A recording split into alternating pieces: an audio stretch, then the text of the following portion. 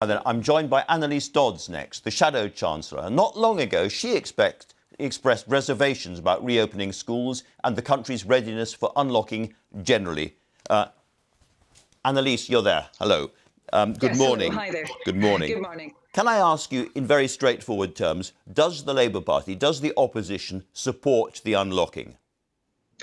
Well, look, we know it's going to be a difficult decision for any government when to unlock. We appreciate that. I think what's clear to us is that that decision has been made much riskier because of what seems to be a lack of preparedness, particularly around test, track and isolate, where we set out a number of solutions that government really urgently needs to take on board around making sure that local councils are really able to deliver that capacity that they've been given. And also, of course, around the public health messaging, which really does need to be crystal clear. So, it will be difficult whatever time government chooses. I'm well aware that huge numbers of businesses are desperate to reopen as soon as it's safe to do so. So I would never say that there shouldn't be a reopening, but it's got to be a safe one. That's the critical issue now. And government has got to get a grip of those big problems. That's absolutely right. But you haven't come off the fence and said whether you're in favour of the unlocking or not in favour of the unlocking. That's all I'm asking. Well, Andrew, there's a balance of risk here. I think anyone would appreciate that. Sure. And what we're saying is, in order for these sectors to be opened safely, and government has taken that decision, and opposition can't take that decision because we don't have the scientific advice in front of us, and we need to now have a government that will take a grip on those big issues. Local authorities still don't know exactly where this disease is. That's not acceptable at this stage. So Keir Starmer said on Friday, we support the gradual easing of restrictions on lockdown. It's got to be safe, but we support it. So he said you support it. But the confusion is because you've also set, as a party, some conditions that have to be met before the unlocking starts.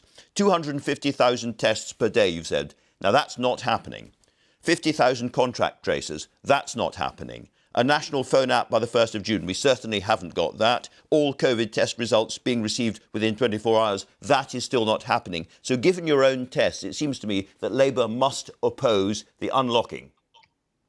Look, Andrew, government has taken that decision already. As I said, that's not a decision for the opposition to be taking.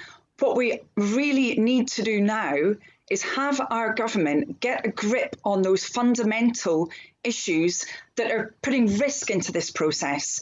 Now, test, track and isolate is fundamental because unless that works, we won't know where the disease is. We won't be able to shut it down in localised areas. And we could see the reimposition of a lockdown. And as you would expect, as Shadow Chancellor, I'm very, very concerned about what would happen to our economy if that happens, as well as the health impact.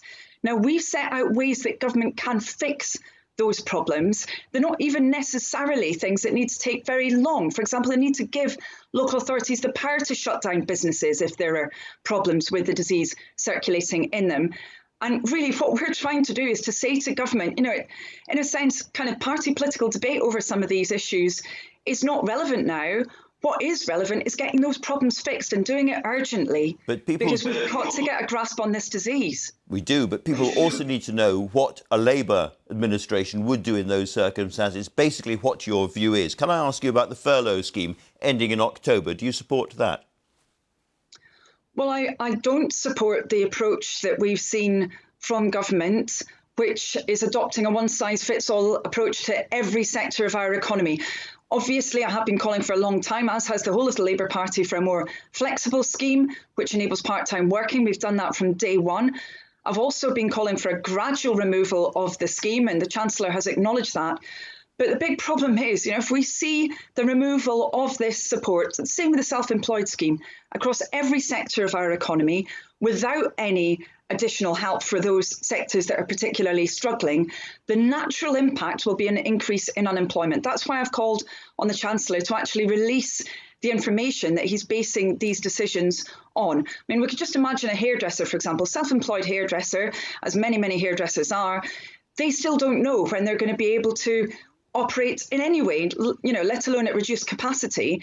Now, to expect them to be treated in the same way as another business that may be already approaching capacity right now as these lockdown restrictions ease, is simply, I think, not acknowledging the nature of our economy. And this will store up big problems for the future if we have higher levels of unemployment produced as a result. One of your colleagues, Rosie Duffield, visited a boyfriend during the lockdown, broke the rules and has now resigned. Was she right to do so? Well, she was absolutely right to resign. Clearly, she wasn't right to have broken the rules, quite the opposite. And it's absolutely correct that she's immediately taken responsibility for that, as I understand it, and she has resigned. And, it's critically important. I talk to my constituents and the kind of sacrifices that they've gone through to stick to the rules, to keep us all safe. Everybody has got to do that. So it's absolutely right, I think, that Rosie Duffield has resigned, absolutely, her position on the front bench. Can I ask you, about 2 weeks ago, you expressed some worries, some reservations about sending your own child back to school. With schools reopening tomorrow, have you changed your mind? What's your view about sending kids back to school now? Yes, actually, Andrew, it's very interesting, often being a woman in politics. I know this question has been asked of men as well. Actually, my children aren't at the stage where they would be within those year groups anyway. What I did say at that stage was that parents and teachers needed to have confidence in the system. They needed to have transparency around the evidence base. Now, it's taken a very long time for that evidence base to be put out there. It's taken a long time for government to start to be having those much less heated discussions with trade unions that we've called for a very long time.